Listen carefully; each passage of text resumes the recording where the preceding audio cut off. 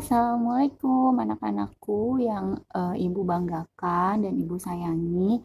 Bagaimana keadaan kalian hari ini? Semoga kalian selalu dalam keadaan sehat dan tetap penuh semangat ya. Em, Jangan lupa tetap patuhi protokol kesehatan 5M dengan sering-sering mencuci tangan, memakai masker, menjauhi kerumunan, mengurangi mobilitas, dan menjaga jarak. Untuk hari ini kita akan masuk ke kompetensi dasar 3.12 yaitu menerapkan pengujian in process control sediaan obat cair. Silahkan kalian simak baik-baik penjelasan dari saya ya.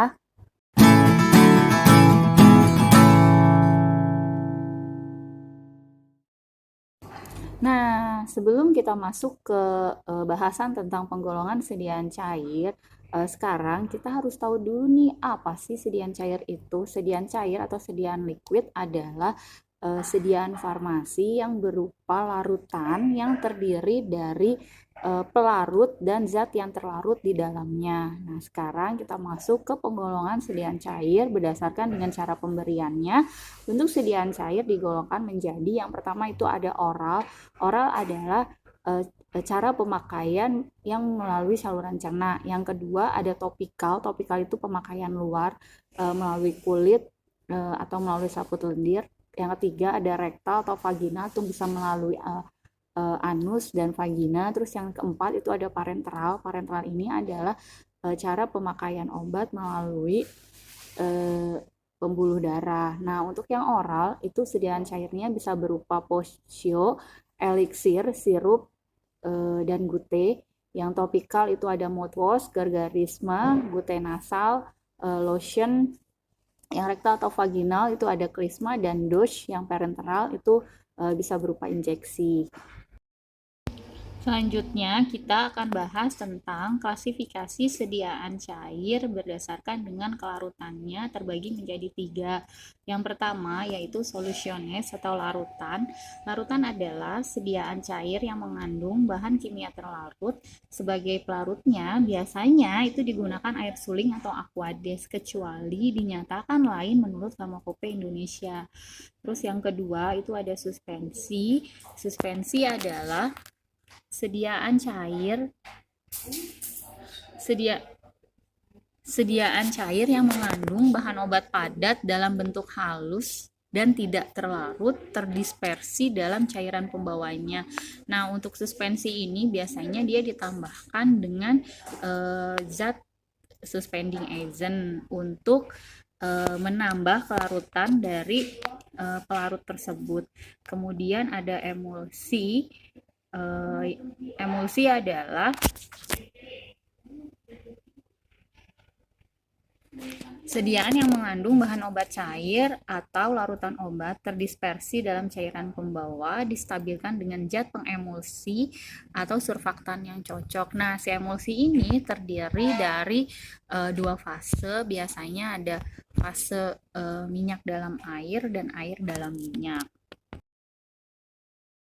Selanjutnya, kita akan bahas tentang keuntungan dan kerugian dari sediaan cair atau sediaan liquid. Keuntungannya yang pertama adalah sediaan cair ini sangat cocok untuk penderita atau untuk pasien yang sangat suka menelan. Terus yang kedua, absorpsi dari obat tersebut lebih cepat dibandingkan dengan sediaan oral lain seperti tablet, puyer, kapsul, dan lain-lain. Untuk urutan kecepatan absorpsinya, larutan itu lebih cepat dibandingkan emulsi dengan suspensi. Terus yang ketiga, homogenitasnya lebih terjamin. Yang keempat, dosisnya dapat disesuaikan sesuai dengan kebutuhan dari si pasien.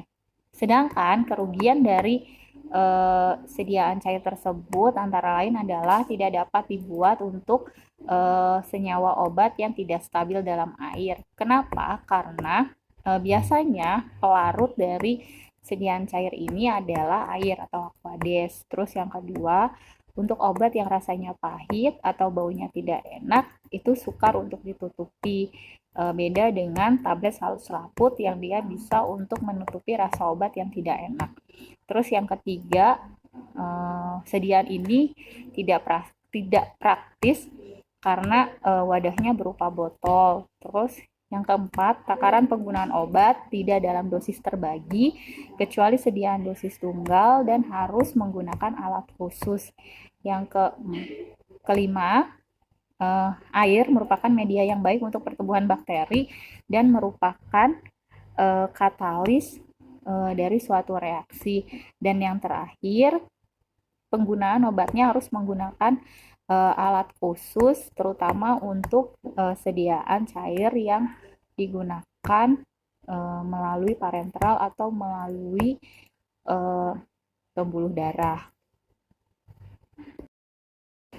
Oke, selanjutnya sekarang kita masuk ke pokok bahasan utama dari materi PPMP kita tentang in proses kontrol sediaan cair.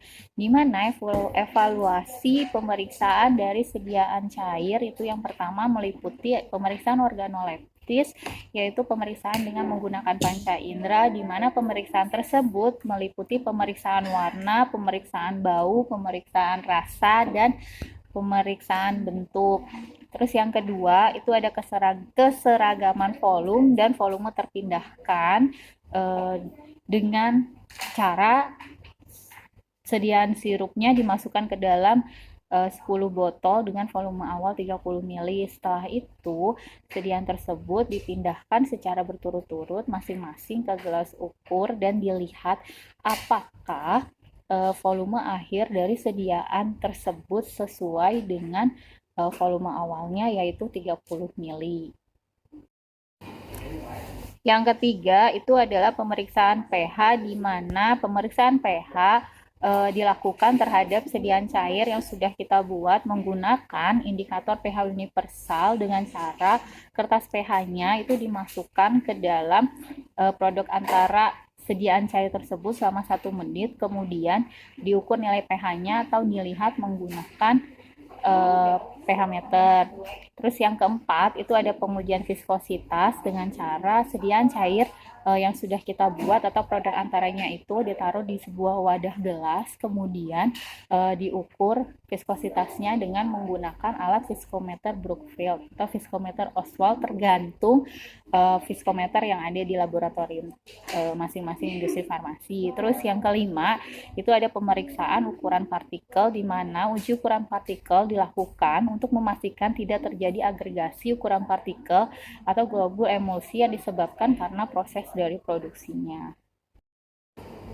Oke teman-teman, itu tadi penjelasan dari saya tentang pembahasan in proses kontrol sediaan cair berupa larutan, suspensi, dan emulsi.